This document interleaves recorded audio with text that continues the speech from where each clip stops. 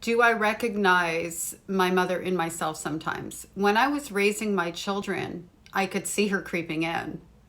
I could feel how angry she must have been sometimes, and particularly when I was going through therapy.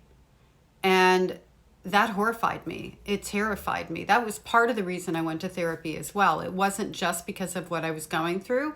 It's because I recognized that the roadmap I had was one that needed to be set on fire and disposed of completely. And I was just terrified that I would do or say anything the way my mother had done and said things to me. I'm not my mother. I'm not my father, for that matter. And I loved my dad a lot. I am a combination of all of these people who have touched my life throughout my childhood.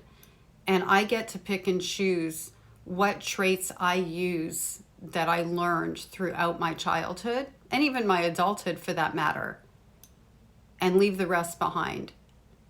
My mother, I mean, I'm genetically my mother's daughter, right? That's about it though.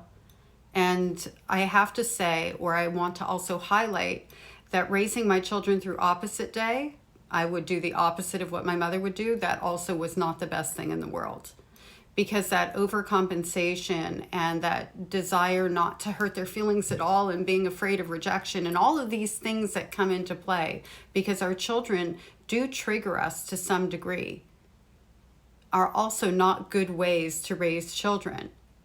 I feel like I did a really good job. I feel like my ex-husband also did a really good job.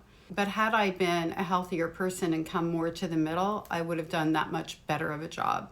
And hopefully my children, as they carry on having their children, will make that improvement.